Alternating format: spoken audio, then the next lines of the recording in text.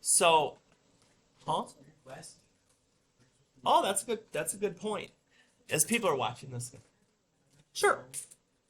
So, okay, I'm only 10 seconds in. I haven't even said what we're doing. Okay, so we're going to be again working with greatest common factor, which let me grab this for a moment. Do a little folding.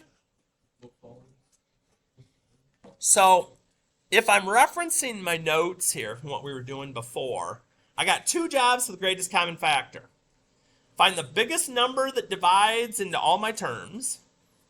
And then if both of my terms have variables, I deal with the exponent. So, 12 and 16, if I'm not sure, again, I'm back into my note packet, or if you ripped it out like I did, we've got it here. If I look in the 12 and the 16 box, what's the biggest number showing up in both boxes? Oh, dear.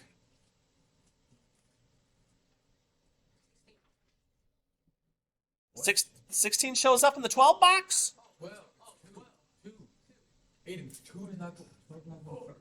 Four! I'm like, we're going to get there sooner or later. They're just going to rattle off every number. So four.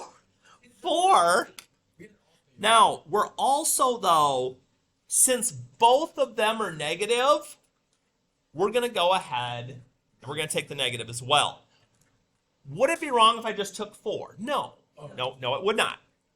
So once I do that, can I take a variable out too? Yeah. No. Yeah, both terms have to add the variable. They do not. So that's all that we have outside our parentheses. Now, once we get inside, now we've got to remind ourselves, divide the bigs, and if there were variables and exponents, subtract the littles. So, what would negative 12 divided by negative 4 be?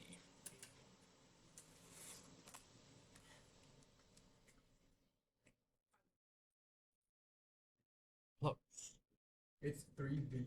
So 3, right. Since there's no variable out here, I just have to write the b that's there. Minus 4. No, plus. Yeah, here, negative 16 divided by negative 4 is positive 4, and we're good. That's it. Now, sometimes that's going to change around a bit. So let's kind of bounce around a little and kind of see what's going on here. Oh. Ooh, 6. That looks like fun. 6. It'll take so much.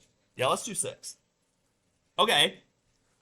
Biggest number that goes into 5 and 15. 5. 5. Yeah, would you put 5? We would. So when you're looking at your variable terms, again, the smallest exponent is what we're going to be looking for here. So 5 v to the 5th. Well, let's find out. So I get here, right, 1, 5 divided by 5 is 1. Subtract your exponents, because again, we're doing exponent rules here. So 6 minus 5 would be 1, okay. Negative 15 divided by 5. Negative 3. And since 5 minus 5 is 0, there is no v to put with it. That's just... because that was, before I put my circle right over it, was negative 15.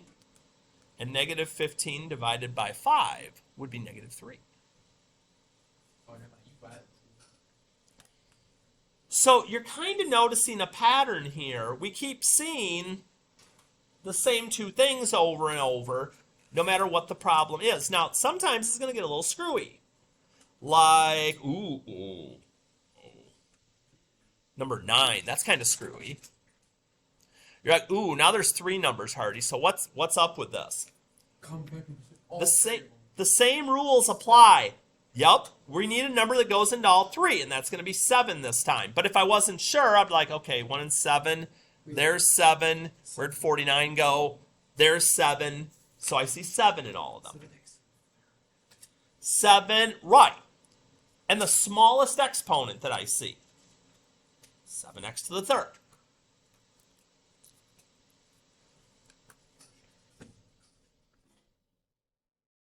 And if we need to write it somewhere, maybe we do. Divide the bigs, subtract the littles. Use your calculator. 21 divided by 7 is 3. 9 minus 3 is 6. And we just keep rolling along. 7 divided by 7 is 1. 5 minus 3 is 2. 49 divided by 7 is 7. I got it. Ooh, 3 minus 3 is 0. Do not put an x there. Do not put x to the 0 there. Technically, it would still be correct, but mathematically, it's normally just something we don't do. Yeah, I mean, it's the same thing as if you were going along and you had like 2 divided by 2 and you left it instead of just making it 1. It's... Anything in power. Yeah. Yeah. Okay. So, let's see. I gotta throw one more twist in. Ooh. No, do 18. I'll do 17 because there's a different twist to that one. So let's do okay, so 18 and 6 and 10. Okay, so 18. Ooh, I can get all those on the screen at once. 18, 6, and 10. I see 2, I see 2, I see 2. I'm with you. So we'll take a 2. Okay. X, X, X, X. Now, that's the question. Can I take out y? Do all of my terms have y? This one does not. If all of your terms do not have a variable, I can't take that variable out. So, 2x, or 2x to the first, is all I can take. And so now we just start the division game. 9, 1 minus 1 is 0. I do not put an x. I already have my x right here. Minus 3. Now, I have the x, but there's nothing here to do with my y squared. So, I put the y squared in there. And I move to the last one.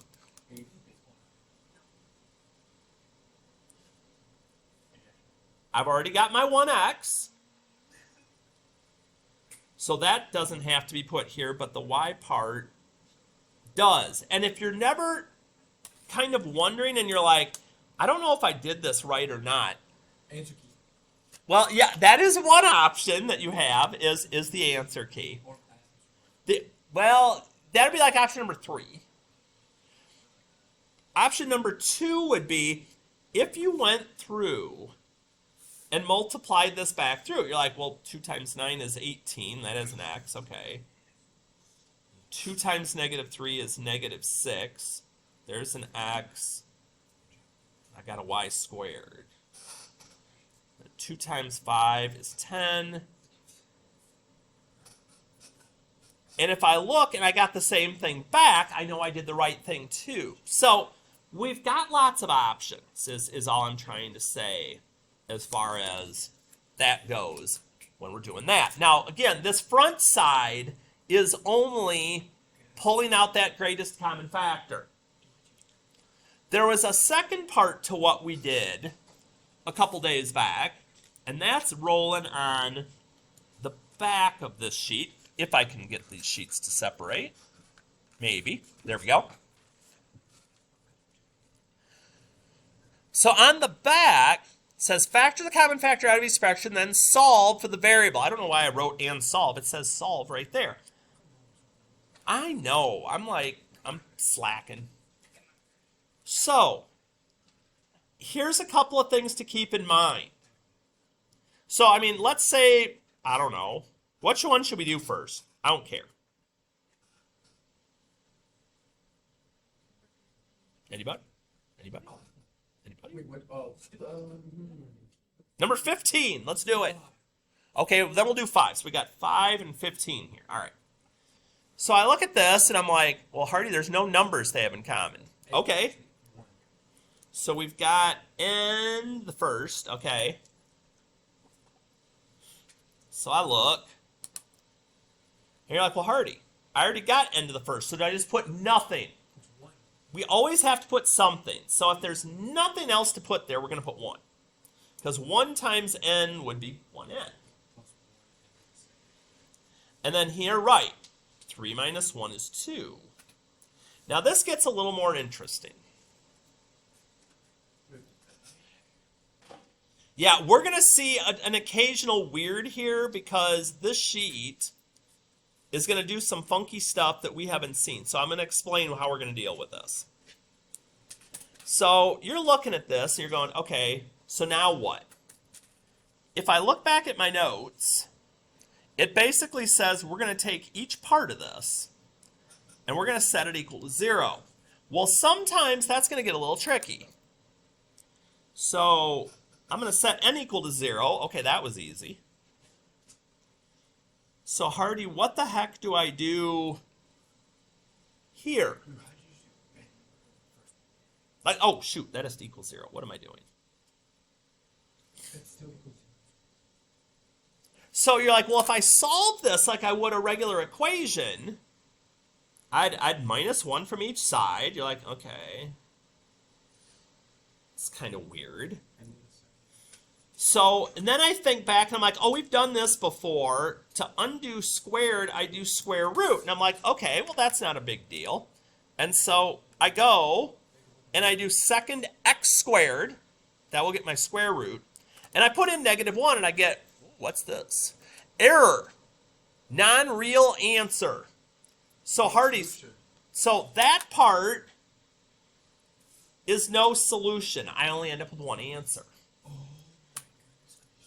So sometimes you may only get one answer that's going to work. Sometimes you may get 2. It depends. So a good way to explain that is the number 5 that was asked for is a good example of this.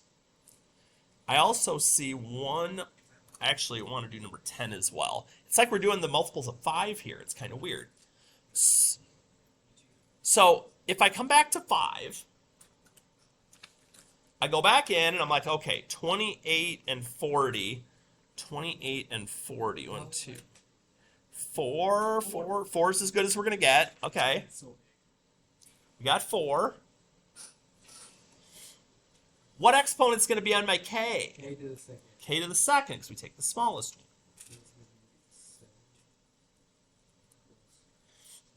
28 divided by 4, 7. Already got the k squared, so we don't have any k's. 40 divided by 4 is 10, and 3 minus 2 is 1. So just like we had in the other one we did, the 4k squared we're going to set equal to 0. Hardy's got to learn to write a little bit smaller. The 7 plus 10k we're going to set equal to 0. And we're going to do our normal first semester Algebra 1 things.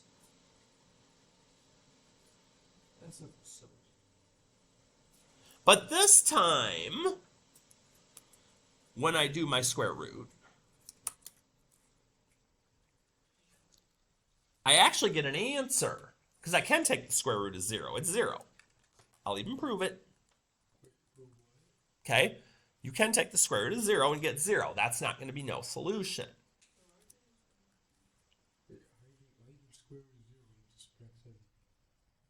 For this part, over here though, I was still solving that part to figure out what k was going to equal. Because yeah, we got to do it for both parts. And so you can get decimals. It's a thing.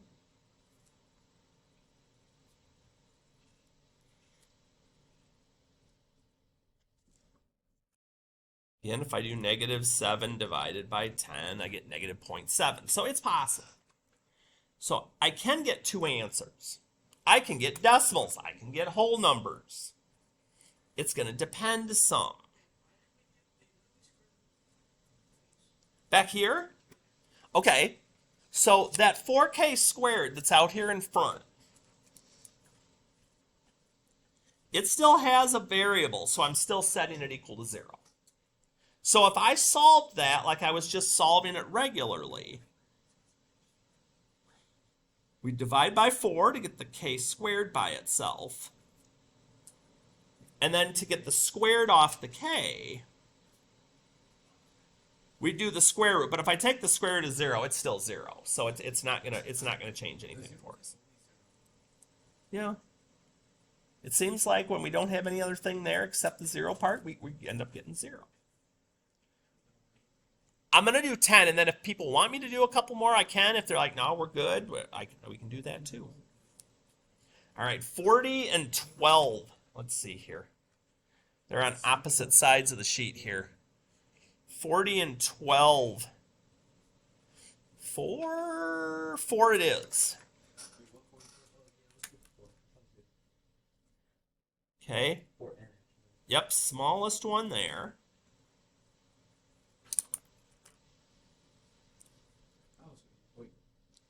And again, we're back into division mode. So 10. What about my n part of this one? It's just end of the third. End of the third, because we do 4 minus 1. Then -12 divided by 4. It's -3, and there's no n. So here's where I'm going to have you do something a little bit different. I'm gonna in some ways let you off the hook, but in other ways it's because a couple of these problems got a little out of hand.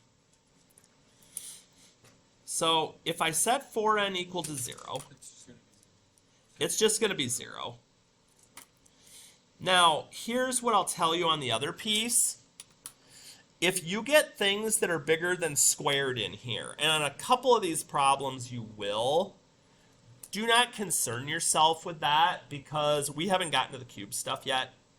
I'm more interested that you can get this factored part done right here. So We'll go ahead.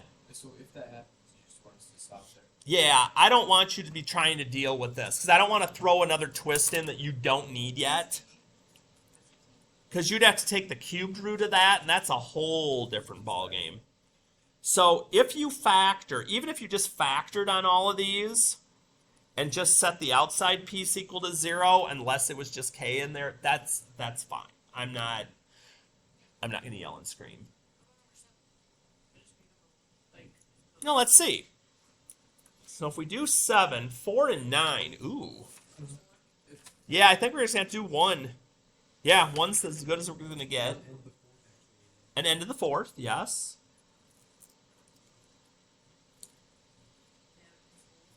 So let's see here. 4n plus 9. Now this time, so I look. It's true. That's an excellent thing for you to notice right away. That whatever is on the outside here, whenever you set that equal to 0, you're always going to get 0. Good catch. So why, since it's not 4, why don't I square it like you did on top? So, good question. So, when we run into a situation like this, whether this is squared, cubed to the 4th, to the 10th, whatever it is, whatever root we would take of 0 is still going to get us back to 0. That's, Yeah, it's true. Once we see that pattern, we wouldn't have to do that. But on the second one, now that it's just that, we're going to get a decimal. I got to do this one in here. There we go. But like I was saying, even if just on the back you did exactly what you did on the front, which is just pull out the greatest common factor and leave it for now, that's fine, because we're going to see plenty of practice with the solving as we go through. So even, let's just say that, just factor on the back, like we did on the front. We'll keep the directions the same on both sides. That'll probably keep things easier for us. Okay? And with that,